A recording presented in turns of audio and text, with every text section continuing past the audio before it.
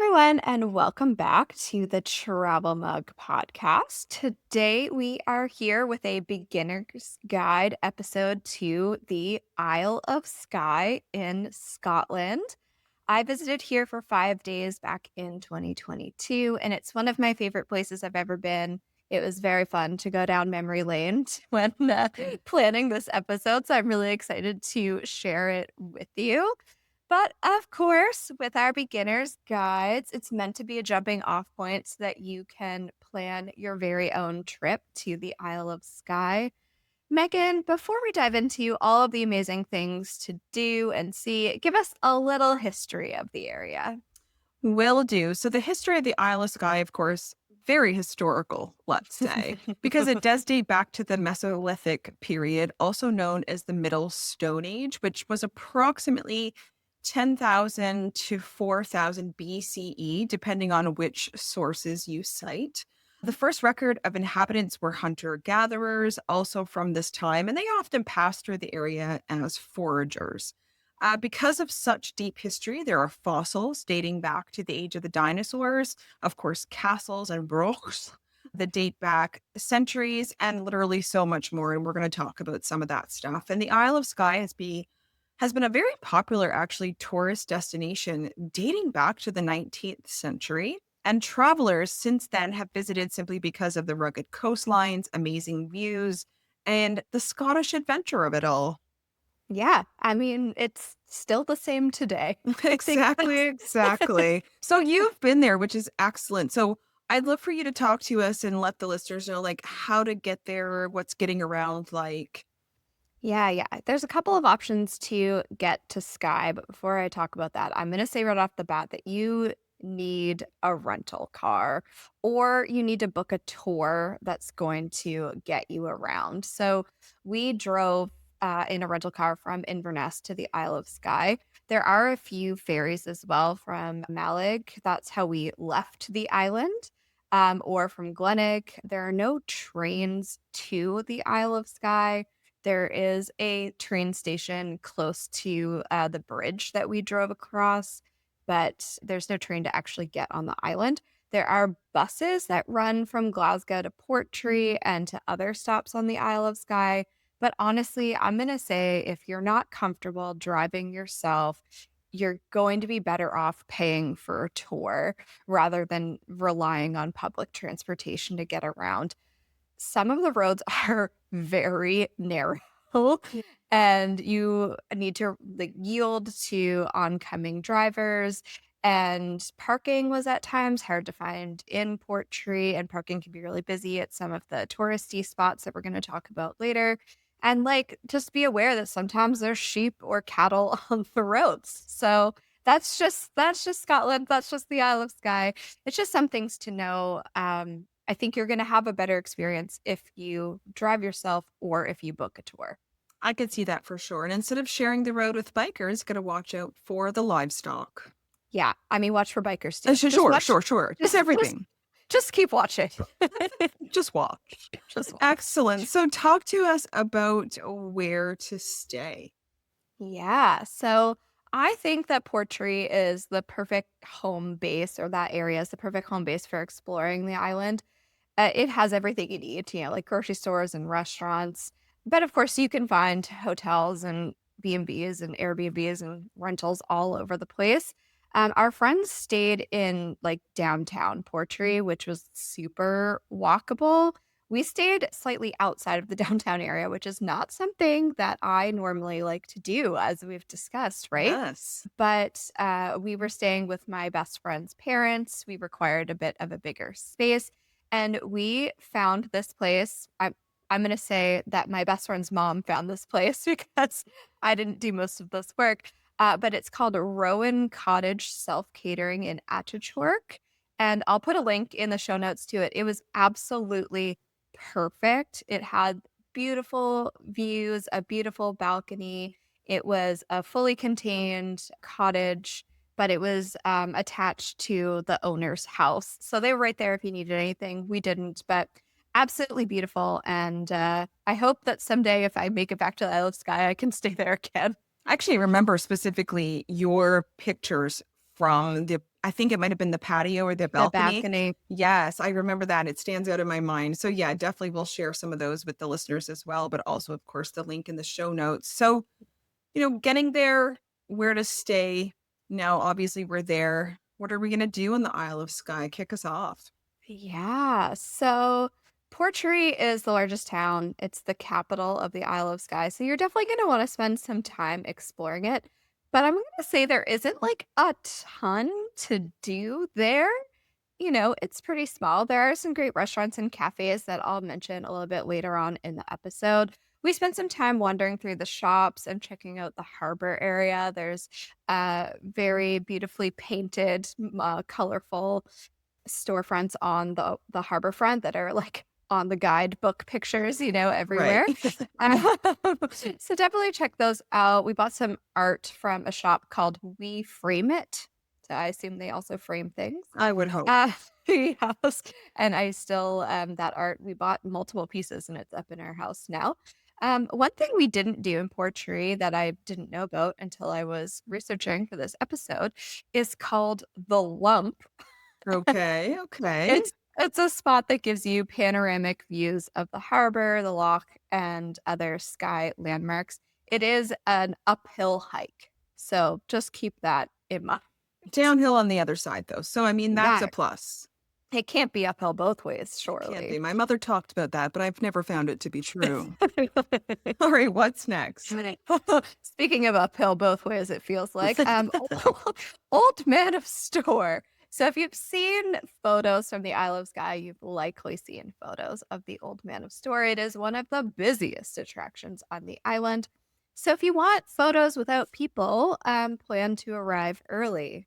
We did not. We arrived at 12:30 p.m. because, that was the time we could get all of our group out of the Airbnb. Right, right, right. Yeah, so the Old Man of Store is a 55-meter or 180-foot tall basalt rock formation, and it's all that remains of a 2,800 million year old volcanic plug. Wow. Yeah, I know. So the trail is medium to difficult. It is pretty much constantly uphill until you head back down. And it is steepish. The first bit of the trail was like a wider, like gravel path. And then as you got further up, it kind of became like a narrow dirt path. It is about 4 kilometers. I think we took about an hour to get to the top, and we were a bit faster Four coming down. kilometers one way or 4 kilometers round trip? I think it was round trip. Okay. Yeah. So it is beautiful, like the green, juxtaposed with like the black rocks. It is absolutely worth it. Of course, if it's not a sunny day, we got a beautiful sunny day, but it can be kind of entrenched in clouds and you might not get the views. But if you are able to walk the path, I would say it's definitely worth it. It was very beautiful. The parking lot is small and it is paid parking. It's £5 for up to 6 hours. So you have lots of time to explore. They tell you not to park on the side of the roads, but I'm pretty sure people are always parking on the side of the roads, People do not listen. Yes. Yeah, right. But please don't officially. And that's a public service message. Okay. Megan, tell me about the next spot that I actually did not get to. I would love to. And it is called the Fairy Glen. And I'm sorry that you missed it, actually. Me The too. pictures are amazing. So it is caused or was caused by a landslide. This unique landscape of peaks and dips is a great rugged landscape view of Scottish beauty and makes for some really unique pictures. It is located in the hills above the village Uig, UIG, in case I'm saying that improperly. Pictures online, like I said, are gorgeous. And the best time to visit is the golden hour. I mean, the golden hour makes everything look lovely, but I'm sure it's Right. even more beautiful there. And it can Mhm. also be used as a great jumping off point for other nearby landmarks on the island, such as Dunt Ulm Castle and Currang, which I will also tell you about in a little bit. Yeah, I did not make it to that part of Isle of Skye, so we kind of missed a whole chunk. which was very sad, but you have to make choices when you only have a certain amount of You days. you can't you often sometimes, but you often can't see it all. Yes. Okay. So the next one I want to talk about is the fairy pools, which is another classic Isle of Skye attraction. These are natural aqua blue pools and waterfalls that are about 30 minutes from Portree. You can even swim in them if it is warm enough. There were people swimming when we were there. The walk to the pools is a little less than 2.5 kilometers, but I'll let you in on a little secret. If you can't do the walk to the pools, there are some that are close to the further end of the parking area. So if you like keep driving, this is where my friend got married, and it was absolutely beautiful. And it was nice to be in the kind of further away pools because there weren't as many, tourists like gawking at you getting married, I do. Yeah, yeah. There is a parking fee, which is £6, but otherwise, like, you don't have to pay to visit the pools, just to park. Excellent. Now, in Scotland, I think it's time to hear about a castle. Obviously, like there's so many castles. So, Dunvegan Castle is the oldest continuously inhabited castle in Scotland, and it's the home of Clan MacLeod. The gardens were absolutely lovely to wander through, and I really liked wandering through the castle. I love wandering through castles. And it was really funny because there were parts of this castle that were from the 1850s, which is the same year that my house was built, so there was, like, similarities, which was really Oh, that's cool. interesting. Yeah. So it does cost £17 to access the castle and the gardens. There are guided tours that you can take, as well so that you know what you're looking at. Big fan of a guided tour, so I know what I'm looking at. That makes sense. Awesome. So I want to circle back to a place that I just mentioned, and I'm sure I'm saying it incorrectly, so please do forgive me. But Quiraing, it's Quiraing, and this is a loop walk starting at the parking lot. So you will start and you will return, and um, as a photographer or a landscape enthusiast, this is going to be a dream spot for you. The loop is about 6.8 kilometers or about 4.22 miles. And with no stops, you will take, I don't know, maybe 2 hours to complete it. But let's be serious, you're going to be stopping. Obviously, yeah. There's going to be picture opportunities. This area is located in the north of the island and is accessed through either Huig, the village I mentioned earlier, or Staffen. Both villages are in the area. So the landscape, the views, and rock formations are incredible. And we found a really great resource online that you should check out as well at the link in our show notes because it seems there are some specific instructions on where to go and what you can expect that's likely good information for you to have before you put this in your itinerary. So we'll Mhm. definitely put those in the show notes. But again, it sounds picturesque and beautiful. A walk, of course, so making sure you're able to do that piece as well is something to take into consideration, but it sounds amazing. Yeah. All right. Next up is Neast Point Lighthouse.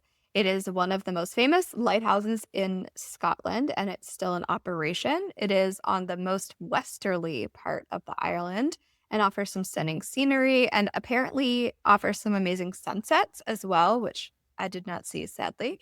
The walk from the parking area to the lighthouse is just over 2 kilometers, and it takes like 45 minutes.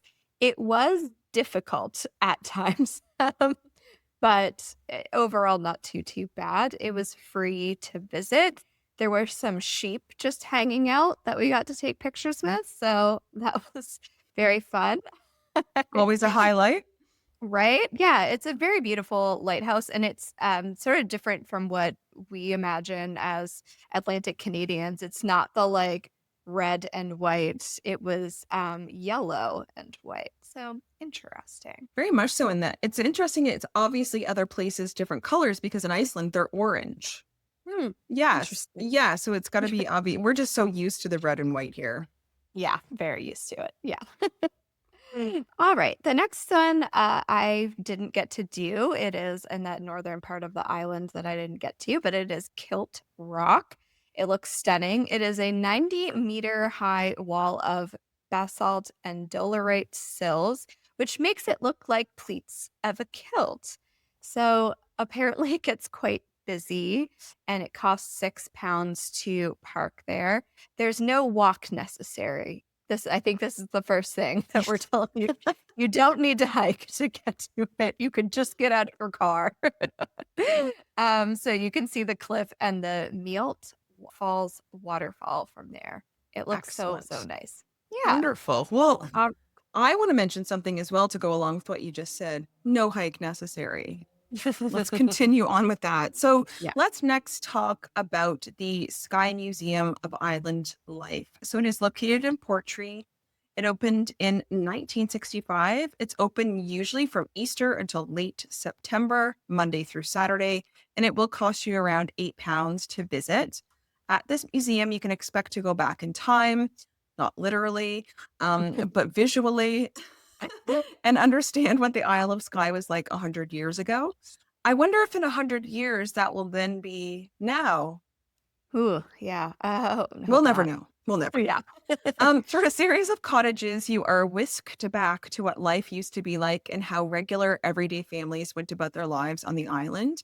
The goal of the museum is to preserve history and the memory of what life was like on the Isle of Skye. Yeah, I can't believe I missed it. You know how much I love a museum, I'm but personally shocked.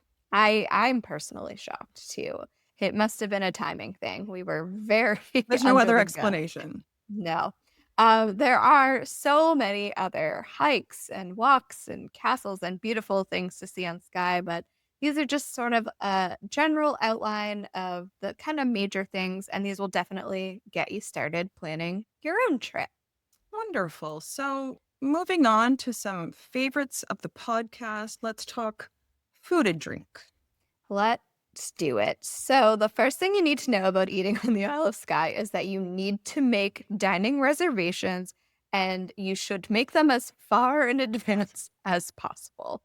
We arrived on the island from Inverness. I can't remember what day of the week specifically it was, but everything was either closed or full. And we were like, oh no, what are we going to do? So we had to go to the grocery store, of course, and buy some food. And luckily, we had an Airbnb type situation with a kitchen that we could cook. So Otherwise, you've I been real hungry. Oh, yeah. So I know it sucks to like make those plans so far in advance, but like, if you unless you just want to cook from buying food at the grocery store or you want to get like takeout or quick service type food, then you really do need to make a reservation, especially in the busier season. So it's also good to know that a lot of places are requiring a credit card to make a reservation and they are charging for no-shows. So Well, when you're just that busy, like it almost it sucks for the customer to have to like give your credit card and potentially a no-show yeah. charge. But obviously, it sounds to me like that seat could definitely be used by someone else if you Yeah. don't show up. Yeah, and I remember one of the spots we went to, it was like, "Okay, you have the table for 2 hours, so after that, like, you need to leave." So, Farewell to you. yeah, it's time to go. So, I'm gonna mention a few places that we ate at that I really liked, and the first one is Antlers Restaurant in the Portree Hotel. They had lots of options for vegetarians, which I remember, and they had something for everyone. Everyone that I was there with, really enjoyed their meal. It was a very, like, cozy environment. I really liked it there. So the next spot is Cafe Arriba, and we had a really great breakfast here. It's like a funky cafe, and it was super busy, and the menu changes daily, so it's not posted online. I don't think that they took reservations. I'm pretty sure that we just showed up and waited for a table. And I'm sure you could get, like a takeout coffee and leave as well. For a fancier dinner, we Mm. ate at the Marmalade Hotel. The restaurant's called the Char Grill. Everything was super good. It was my friend's wedding dinner, so quite lovely. And yes, a little bit more on the fancier side. And the last place we ate is the Caberfee Bar and Restaurant, which serves sourdough pizza, burgers, and tacos. That one is walk-in only, so they don't do reservations. I think we were a party of 6, and I think that we ended up getting split into, like, a table of 4 and a table of 2 in order to get in sooner.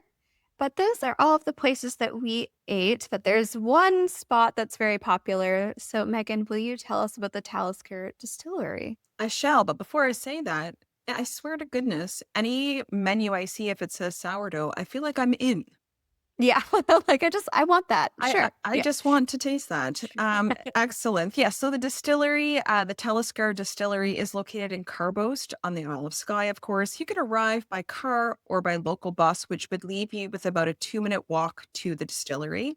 To experience this distillery, you can visit the bar, obviously, try some whiskey and innovative cocktails. They also have a restaurant on site with afternoon hours. So kind of like 12 to 4ish. It is recommended to book, of course, in advance, like we've already discussed. And they also offer a variety of tours of the distillery as well. They are open every day of the week, but even in high season, they are closed by 5 p.m. So if you do want to visit, ensure you check them out online for all of the details so that you will not be disappointed, especially if they are on your list. Yes, and I do want to mention that Scotland has very, very strict drinking and driving rules. So if you are the person that is driving, they typically will give you your like tastings in a to-go type situation where you can then take it back to wherever you're staying and have it there instead of drinking it on the site. Like one drink will put most people over their drinking and driving limit. So just something to keep in mind. We don't want to break the law, and we want everyone to be safe. Really, 0% everywhere you go in the world Yeah, in yeah. terms of your blood alcohol level. It should be. Yes, Yeah, it should be. so In terms of should. driving, not otherwise, but Yeah, driving. yeah, yeah, yeah, yeah. Absolutely. Okay. Excellent. So, like with all of our beginner's guides, we are going to end off with some fun facts. So, first and foremost, the Isle of Skye has a nickname. Actually, it has a couple of nicknames. First, the Island of Clouds. This is said to be because the word sky is derived from the Norse word ski, or cloud, and EY, which means island. Hmm. Henceforth, the island of clouds. It is also called the Misty Island, as you can imagine. It is from the frequent fog and clouds that the island experiences. I feel like my island of birth should also be called the Misty Island. You probably should be. Indeed, it should. It isn't somewhere you really visit in terms of the Isle of Skye for the heat, though. I do want to Hmm. mention the average temperature is 6.5 degrees Celsius in January to 15.4 in July. Those are very specific, so I'm sure they vary a little bit. But that is about 43 degrees Fahrenheit through to 59 degrees Fahrenheit. So it is, of course, coldest in December and January, but they rarely see snow. Yeah, I was extremely lucky when I was there, and it didn't really rain. It was absolutely clear and beautiful. We were wearing t-shirts. So Oh, I know. We just hit that very lucky spot. and it does happen. So hopefully that happens to each of you listening as well. The Yeah. population of the Isle of Skye is around 10,000 people. Yeah. I can I imagine assume how much that increases in high season. yeah, with the tourists. I can't even imagine. Yeah. As we've been talking about this entire episode is tourism. That is also the main industry and primary economic driver of the island, other industries being agriculture, fishing, and forestry. And then finally, seafood. As you can imagine, it is an island, is the most popular food. Did you notice that it was seafood heavy on all ish menus? I think that I'm so used to seeing seafood on Oh, menus because of where we live here that I probably wouldn't have noticed if it was heavy on seafood. But yes, most places I found to be very like vegetarian friendly, which was quite lovely. that is good. That's excellent. Well, that is it for this week's episode. We hope we have provided you with some great insights and info on the Isle of Skye to help you plan your adventure. Don't forget to always do your own research and plan a journey that works for you, making sure you follow up on all details to make sure that you're doing what you want to do. We do appreciate your support of the podcast, and you can find us on social media at Travel Mug Podcast, on our website, travelmugpodcast.com, of course. And you can leave us a review if you like what we're doing here on either Apple or Spotify. And until next time, bye.